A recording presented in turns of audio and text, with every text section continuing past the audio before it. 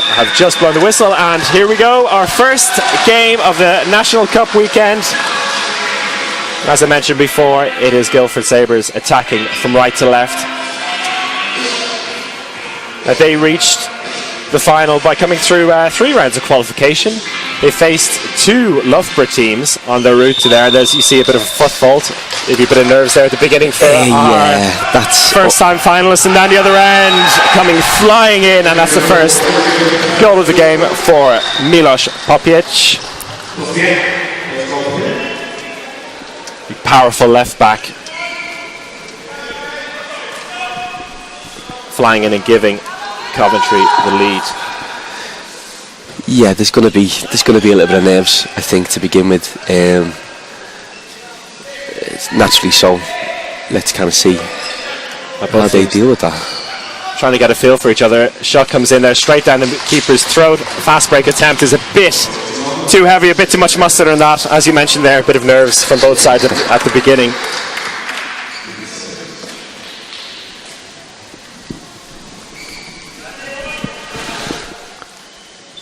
And an early chance for Guildford to get back level. And they start with a bit of a line switch, but as you see there, the line player coming in on the switch, a bit dodgy with his first pass of the game. And an opportunity for Coventry to take it away again. Their first real settled attack of the game. 2 fast break opportunities for them already. One of them converted, one a bit too heavy. But we have a chance now to see what this Coventry attack is made of. In their semi-final against Rennie, they went over the 50-goal mark. They really tore through the defence on that occasion. You can see why.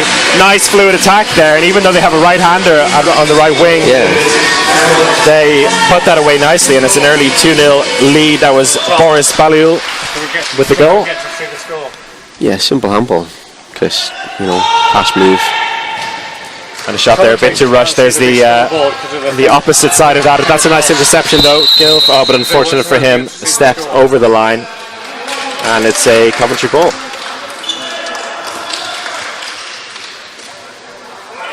So you can see already, just in the first couple of minutes, the difference between the 2 attacks. Coventry very settled and relaxed, whereas Guildford are rushing it a bit. Focusing down the right side again. There's a nice bit of defending there.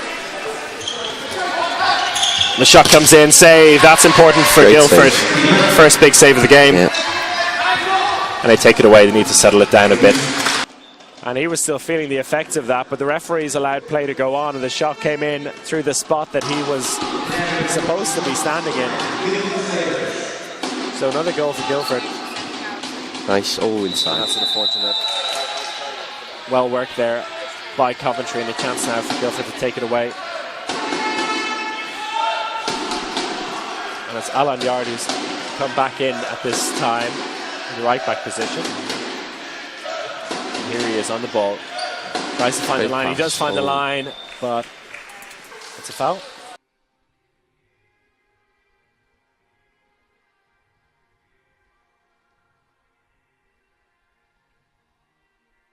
Streamed live on the BBC Sport website.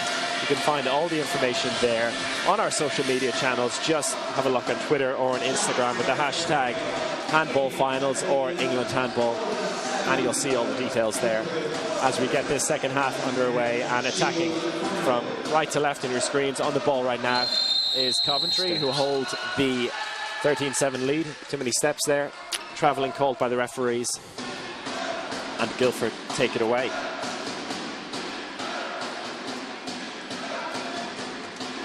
So you can see a huge difference between the beginning of the first half and the beginning of the second half here from Guildford.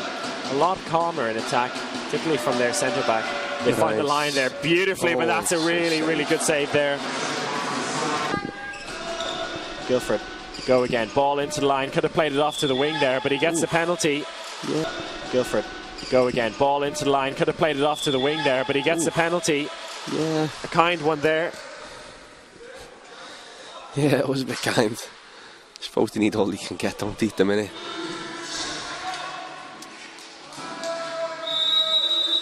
Gute steps up to take the penalty. Oh, and it's saved! Blank save from the line at the beginning of the second half. That's a nice interception, though. Fast break chance for Guildford. If he could go all the way alone, he does go. Nice. Oh, buried in just under the crossbar.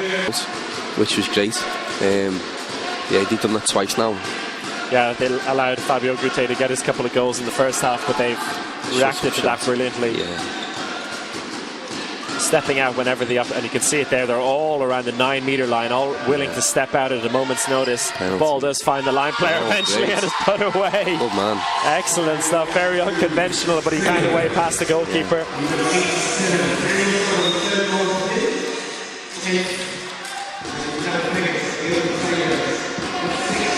At 16-10 now. The comeback's on. 6 goals down at the break. They've kept it all square in the second half. Which was great. Yeah, they've done that twice now. Yeah, they allowed Fabio Gute to get his couple of goals in the first half, but they've reacted to that brilliantly. Yeah.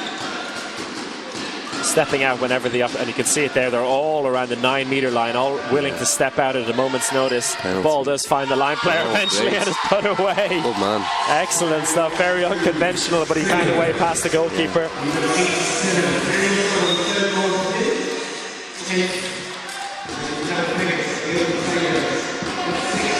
At 16-10 now. The comeback's on. 6 goals down at the break. They've kept it all square in the second half.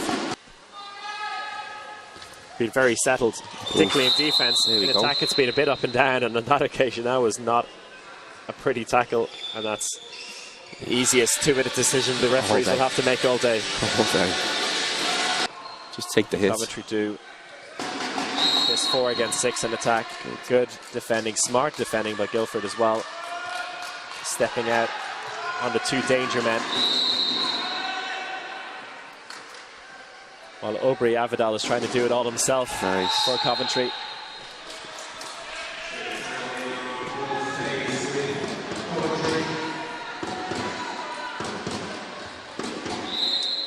Expect a hand up for passive play. Yes, there it is. Only got a couple of passes left before they need to take the shot.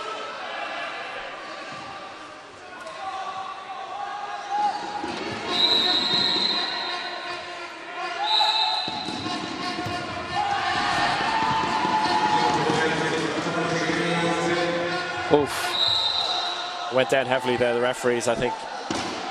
Saw that, what it was for. Yeah. Don't think he's got many passes. Still the hand is up for passive play. They're going to have to take the shot pretty soon.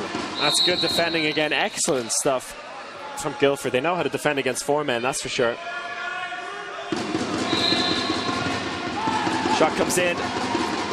Aubrey gets it again, but he's hauled down. This is the longest passive play I think I've ever seen in my life. Yeah. It's foul after foul. Shot comes in eventually, and it's saved. Blocked down. Fast break chance for Guildford. Oh, and he's dropped it. Wow. He forgot the ball. He left it behind. Down. Fast break chance for Guildford. Oh, and he's dropped it. Wow. He forgot the ball. He left it behind. So unfortunate after such good work in defence for about a minute there. Didn't get any joy after that. Foul after foul, and then to work that fast break chance and to lose it like that is heartbreaking.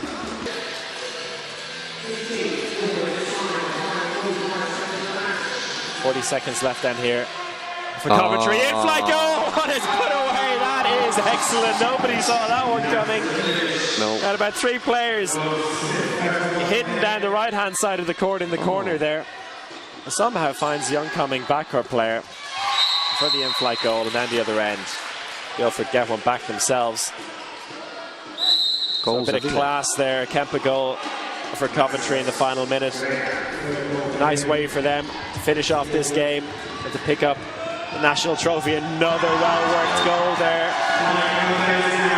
Showing us all their tricks, and that is that.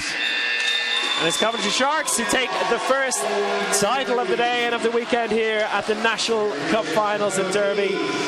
And with a final scoreline of 28-19, very deserved winners today. Yeah, credit them. Yeah, happy boys. Fantastic. Yeah, well done, boys. Well done. You know, and credit where it is. To only lose by 9 goals in the end. Yeah, it's still a substantial kind of scoreline, but... Hello, I'm Rebecca Duncan and I'm bringing you post-match interviews today, and I'm currently here with Boris and Milos, who just won. They played for the Coventry Sharks and they've just won the National Shield match. So how do you feel? Really, really well, thank you. Yeah. Amazing, to be honest. We've been waiting, doing something like that for a long time. We've been working hard on it, so exciting. Yeah.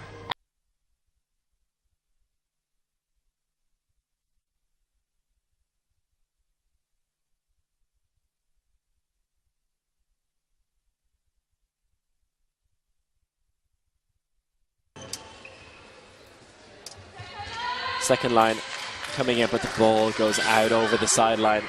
And that's just happened way too often for anyone's liking today. It's been we haven't took count of how many technical errors we've had today. Yeah, but I think you could easily account for the 10-goal margin with that. Easy.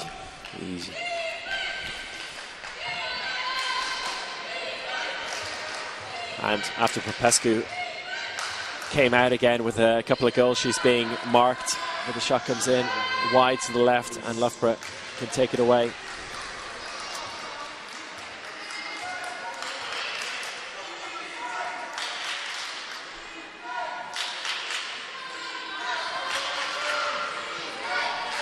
Edwards, Parker and Ferreira now at left back. Scored a nice couple of goals in the first half. You could see if she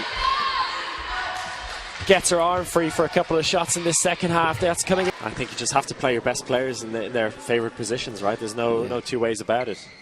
Don't accommodate everyone else. Just put your best players in the best position, definitely. And that's a nice goal again. Amiz, Moses Raz dictating the game from the centre-back position. A real playmaker for Reading today. Nice steal. A chance now with the right-hand side for a fast break. Ball played out there. She go it alone. Tries to get her arm free. Does eventually get the arm free, and that'll be a free of sorts. But just a free, I think. And a conversation. Yeah.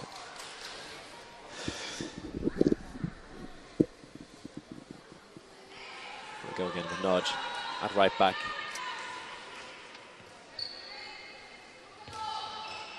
Shot comes in, and that's powerful stuff by Barbara Anna Fleece. Mostly known for her 2-minute suspensions in this game, but she's put that one away, been a lot more active in the backcourt. Of course, make sure to take a look at our Twitter and Instagram pages and the hashtag handball finals. You can see what England handball and the players and fans here at Derby Arena have been up to throughout the day. Totally on form. Everything she's touched has just been class. I think the centre back as well has just been a stable. I don't think she's played 60 minutes today. I don't think she's took Moses Ross, she hasn't took a break. Just doing the basic things right, just attacking, passing, taking people on. You know, just doing things that you should do. Yeah, there's 40 seconds left in this one, and it looks like that Maddie Edwards' time in centre back lasted about 15 seconds. Here she is at right back again. Moves the ball on. The Parker shot comes in. It's unfortunate. And again, the movement in the second half has been about 150% quicker than the first half from Loughborough. Been a lot better. But unfortunately for them, they just have come up against a really tough defence, and they haven't been able to find the solutions in terms of shooting. The first part of it is there, but the finishing is not. And with 2 seconds left, we have our 2018 Women's Shield Champions, and it is the Reading Lionesses. Final score, a very, very convincing 24-10 to Reading Lionesses, and there's no discussing that, no arguing it at all. No. Again, better team wins the game. They're made up, look at them all. Back here, both teams. We'll see if they can keep it up for 60 minutes. Ball out to the left-hand side, plenty of space, and that's put away. As you like, with the number 27, Ed Irving. And you pointed out, be playing left back and left wing. Starts in the left wing here, with Nate Green getting the nod at left back. With plenty of space for him, and he makes it 4-1 to the Wolves. Surprising start? Surprising start a little bit, yeah. I think Wolves have just settled into the game a little bit quicker. It's one of those where you can see all the players are really excited. They're really up for this, and it's just everyone's trying to get their tackles in, everyone's trying to get their shots in, and going at 100 miles an hour at the moment. I think they'll settle into the game shortly, and we'll have a little bit more composed play from some of the players. Ball into Fletcher. He finds the left wing. Get a bit of space there for the shot. He buries it just under the crossbar. It's in for Harry Thorpe. Cuts the deficit to 2. And as you mentioned there, a bit more settled play already from the Hawks, just as you mentioned it.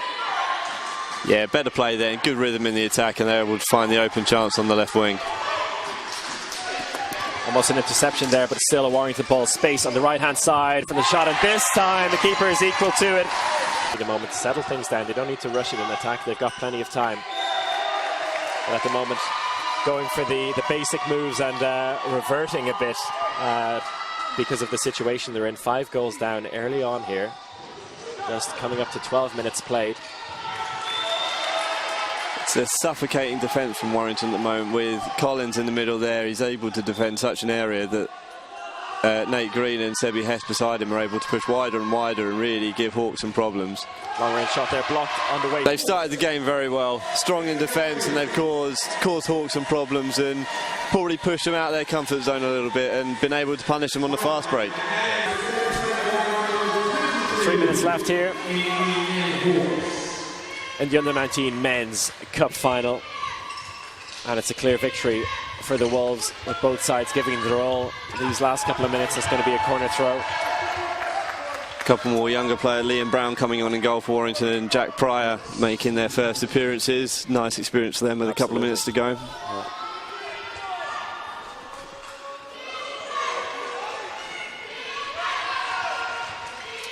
Taking their time now. The Hawks trying to set up a shot from the backcourt. They do find the line, but held up. This should be the final attack of the game. Ball into the line there. That's the keeper's ball. One last chance, perhaps, for the Hawks to break and cut the gap again. You can hear the crowd counting down. 5 seconds left. Oh, he's going to take a shot. It doesn't matter in the end, and that is the end of 60 minutes here. The men's Under-19 English Handball Cup Final, and your 2018 champions are the Warrington Wolves. They've defeated North East Manchester Hawks 37 to 23. Cannock take it away again. As you mentioned, Hicklin moving very well on the line so far. It looks like a bit more attention on her after she got those last 2 passes. But there is plenty of space in there in the 5-1 attack. So there's the downside of it. You have to move a lot in the defense, and that's exactly why you need to move. There's a nice goal from Hannah Talbot. Her first of the game, second for Cannock. But when you're playing that 5-1, you do leave a bit of space between that player out in the front and the line of defenders, and that was exactly what was penetrated with that pass. With each defence, you give something, you take it away, and you know it's Alex Nielsen on the front is very good athlete, very active defender, so hoping maybe that she can drop in and out and maybe take a couple of those passes that are going underneath her at the moment. Stratton now really getting the wing players involved as well in the attack, starting it from the extreme right or left. Really opening up the attack, trying to spread this Cannock defense. Let's see what they can come up with here. Nielsen waiting in the center again. She's setting up the attack. Very patient as well overall from the team, not rushing anything considering this is their first final. And there's a bit of a rebound chance, and this shot was taken the near post, but fouled on the way through. And that's a penalty called, yellow card, warning.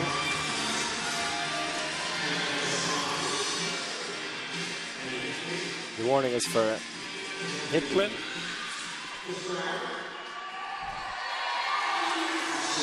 And we have our first penalty of the day to be taken by Alex Nielsen. She goes for it straight away. Yeah. For the vast majority.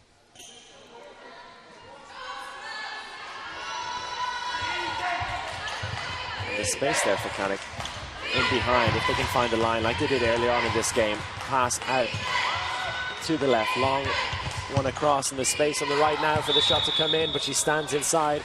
Good call by the referee. A bit out of position. Again, strong scrambling defence from Stroud, able to probably force the ball one more pass each time into an area where they prefer to receive the shot from.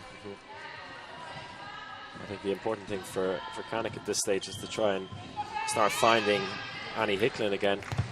It worked pretty well early on in the game, and she is moving around very nice as we see it go. No 5-1 defense, but they give the ball away. And that's not the way you want to start a 2-minute suspension. Well, they get the ball back, a bit of a gift there. Ball into the line, and that's a goal. Not quite the way. A chance for them now to make full use of this 2-minute suspension. And the space on the wing there. Ball into the line, there she is, and that's well worked by Canuck. And it's Ellie Smith. She was looking for the ball for about 5 seconds, had her hands in the air, decided to go in as a second line as well, and she was eventually found. She puts it away, and it's 8-all. Her second goal coming in from that position, and gets a bit of joy from that, and yeah, making the most of the 2-minute suspension. You can see they're a lot more aggressive and confident also in defence, knowing that they've got a player more, putting a bit of pressure on this Stroud backline. Ball into the line there. Oh, and it eventually gets to the recipient, the intended recipient, and they get a free out of it. 15 seconds left in the penalty. It's been a costly 2-minute suspension so far for Stroud. They'd like to get something from it at the end. That's not going to help. Too many steps there, and they're just feeling a bit of nerves now. Composed finish, like you say, a bit of luck on the way through, but absolutely no mistake when she got a chance. Oh, that's good defending there. She's remonstrating with the referees there, and I think she has every right to. She went for the ball, she looked at it. That was great defending, keeping her eye on the ball, not on anything else, and unfortunate for her that the call didn't go her way. And a goal was scored by Olivia Gonzalez. That could be, have a 2-goal lead now. That could be the final nail in the coffin for Stroud. It's going to be very tough for them to get back now with a player down, but oh, and that save, and the penalty though, the referees give a penalty for it. Alex Nielsen stayed cool all day. She steps up to take the penalty, and save this time, rebound though. Oh, and that one goes in, and we still have a game here, just over 2 minutes left. Here in Derby, it's just been such a great game. It'd be ball out to the wing, and this time it goes in. The last 40 seconds now. Ball into Mbanga. She takes a shot at time, wide, but a free given. Referees call a halt to play. Gonzalez looking for Mbanga. She plays left her. She's got some space to shoot. We've got about 20 seconds left on the game clock. It's 16 seconds left. Crowds on their feet. Go. Who will it be? Wouldn't be surprised if Alex Nielsen tries to get a ball on the run here and do something with it. The ball goes out to the right wing now, and it's thrown away. Free throw given. If they got to get the ball. Have to get the ball though. And there's going to be no time left to take that shot, unfortunately. And that is the end of the round. No, they're not. They're allowing it still. They haven't been able to take the free throw yet. Standing free throw. They're celebrating, but it's going to take this. Alex Nielsen. Early, Alex Nielsen. Being at the centre of everything great so far today for Stroud. Can she do the improbable and draw level with this final shot of the game? The referees are set. Shot comes in and it's blocked. There's no time left, and that is the end of the women's under-19 final.